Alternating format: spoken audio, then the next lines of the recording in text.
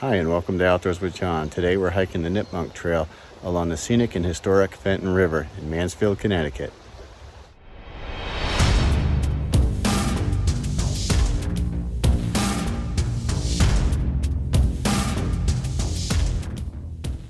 We're starting here on Stonemill Road, which is about 2.1 miles from the junction of the east and the west leg of the Nipmuck Trail. And this is where we left off last November 2021. In this video, we'll cover approximately 4.3 miles of the Nipmuck Trail from Stonemill Road in Mansfield, Connecticut to Mason Road in Willington, Connecticut. As we follow the Fenton River for much of today's hike, we'll also visit the remains of 3 historic mill sites. Gurleyville Grist Mill is a preserved 19th century grist mill. A sawmill was built in this site in 1723 and a grist mill was added around 1750. The latter was replaced by this structure in the 1830s and it continued to operate until 1941. The mill is owned by Joshua's Trust and tours are available. Check out their website for more information.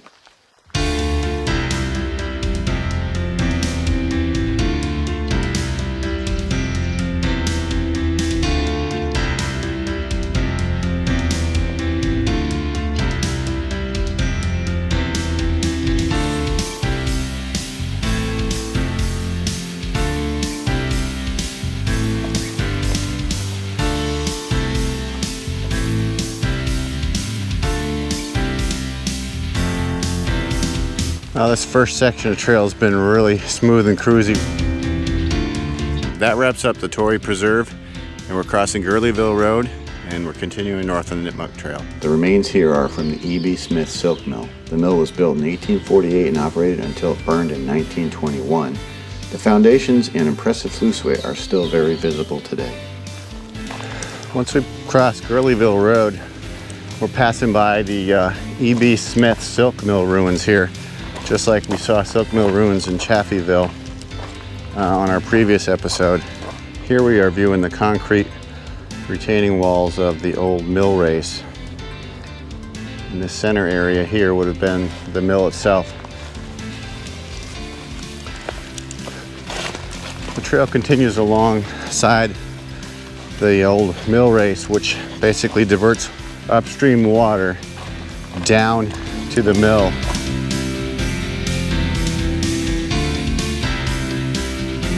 In this section, we are hiking between the Fenton River on our right and the 1,000-foot-long mill race on our left.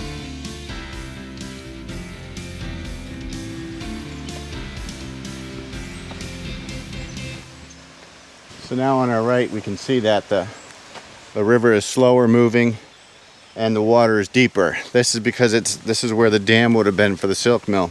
As we continue to head north, we're going to converge on the mill race. So from on top of this bridge, we can see where the mill race began. And we can see today the water level is far below the entrance to the mill race, and that's probably because the dam is lower than it was.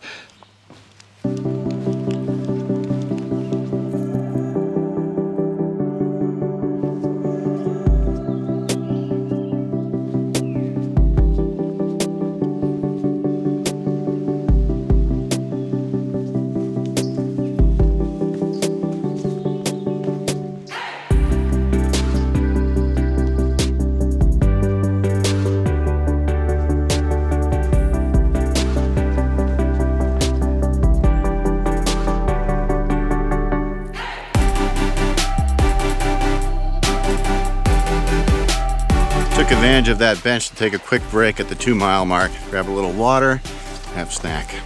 But that first bench was enough. We got another set of benches over here in a very nice spot right along the river here. So definitely at the 2-mile mark, grab a snack.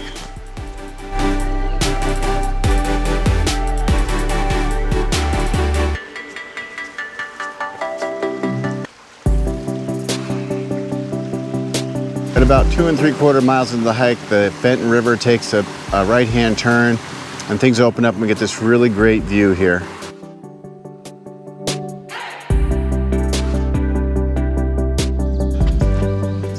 You know, until now, most of the Fenton River tributary crossings have been on decent bridges. This one's a little bit wobbly. I've been seeing a lot of scat on the trail and it looking similar to this. I don't think that's horse. And it's too big for a dog. It could be a bear, not really sure. We reached a junction with a red trail.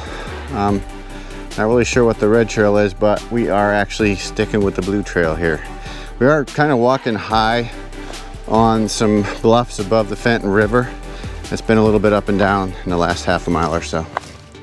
Here we have more proof of large animals right on the trail.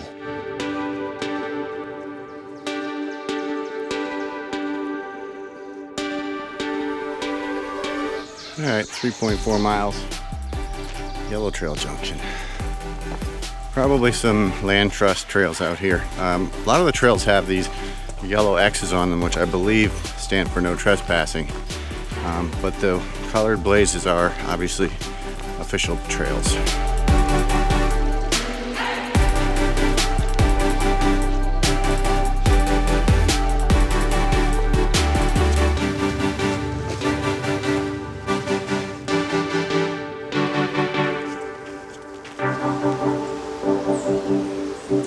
We're standing on the site of the Zebulon Gurley Mill, which was built before 1778. This area has a historic plaque erected by Joshua's Trust. And here, as we look over, we can see this was probably where the mill was, but down here we can see some of the ruins. And this is the third set of mill ruins we've seen today. And of course we saw Chaffeeville on a previous episode. So the Fenton River was definitely a producing riverway. We're standing just upstream of the dam ruins. Behind me is the Fenton River. We're going to come around here and see if we can find where the dam was. Actually, I think we're on it already. So right here was the dam ruins, and over there is where the sluiceway, and the mill would have been over where the sign was. You can see the rocks over there. Looking back here, the dam would have cut right across the river here. So behind here was the impound for the headwater. The dam was destroyed in a 1938 hurricane, and then some of the building and the machinery was dismantled and sent to the Smithsonian. So that's pretty interesting if you ask me. Of course, I'm pretty much a history nerd. From here we get an excellent view of the sluiceway, and to the right, I would say the mill foundations.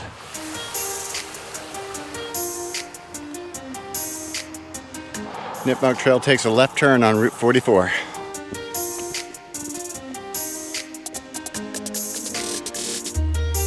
This is the fourth video on the Nipmuck Trail. If you'd like to see more on the trail, check out the playlist above or at the end of this video. Just a quick reminder, your support is greatly appreciated and motivates me to continue making videos. Please like, subscribe, and comment.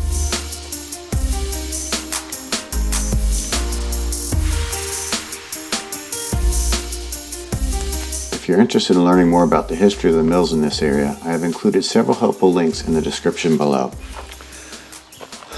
Well, we've reached Mason Road here, which is my turnaround point for today. Over there is the Willington Preserve. That's part of Joshua Land Trust. And over here is the UCONN Forest, and this is the North Property Tract.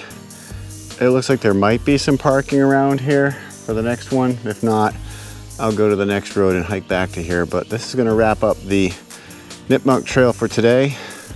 Thanks for joining me. Hope to see you out here in the next one.